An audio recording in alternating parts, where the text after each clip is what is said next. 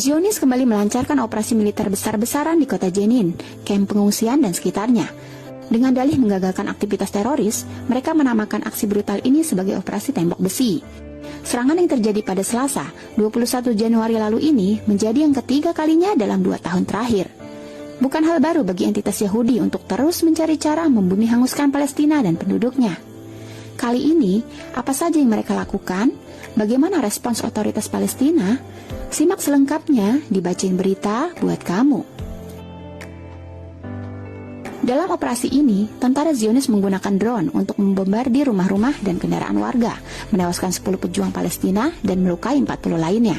Mereka juga mengepung wilayah tersebut, memaksa ribuan warga mengungsi, serta menghancurkan infrastruktur dan puluhan rumah. Operasi besar-besaran yang dilakukan entitas Yahudi ini memiliki ciri khas sebagai berikut. Pertama, operasi ini dimulai pasca pengumuman perjanjian gencatan senjata sementara di Gaza dan pertukaran tawanan. Hal ini menyikap jelas tujuan entitas Yahudi untuk menyelamatkan citranya setelah kegagalan mereka di Gaza, terutama setelah tidak mampu menghabisi para mujahidin dan harus menyerah pada kesepakatan pertukaran tawanan. Kedua, dikutip dari Asy-Syarq Al-Awsat pada 21 Januari 2025, para analis menilai bahwa operasi ini merupakan perubahan arah politik dan militer entitas Yahudi setelah perang di Gaza dan Lebanon. Mereka memperkirakan operasi tersebut akan berlanjut dalam waktu yang lama, mencakup daerah-daerah lain di tepi barat. Para analis mengatakan bahwa operasi militer tembok besi oleh Yahudi di Jenin dan kamp pengungsi dilakukan untuk menenangkan kelompok sayap kanan ekstrim entitas Yahudi yang mengancam akan menarik diri dari pemerintahan jika perang Gaza dihentikan. Operasi ini mengingatkan kembali pada rencana akuisisi tepi barat atas dukungan mantan Presiden Amerika Donald Trump yang membiarkan entitas Yahudi berkuasa di tepi barat. Operasi militer Yahudi ini terjadi setelah tindakan represif yang diluncurkan oleh otoritas Palestina atau otoritas Dayton.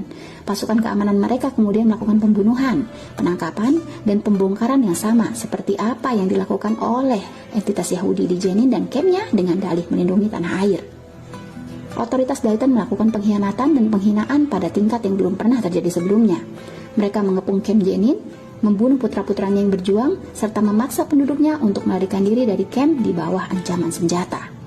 Otoritas Palestina juga mengumumkan persetujuan mereka atas inisiatif yang hanya menguntungkan penjajah di saat para pemimpin kawasan mencari inisiatif untuk mengakhiri situasi di sana. Mereka kemudian melanggar perjanjian dengan kembali menangkap dan membunuh para mujahidin. Tidak hanya itu, mereka juga menghancurkan sarana pertahanan kamp yang dibangun oleh para mujahid dan menipu warga agar mereka keluar dari kota Jenin dan kampnya menuju daerah pedesaan. Mereka menjadikan Jenin dan kamp pengungsiannya tanpa perlindungan apapun, membiarkan Yahudi memulai operasi militernya dan mengambil alih kekuasaannya. Kemunduran pasukan otoritas Dayton terus berlanjut dan perlahan beralih menjadi partisipasi penuh dalam operasi tentara Yahudi. Inilah yang terjadi ketika rakyat Palestina berada di antara pukulan penjajah dan anteknya.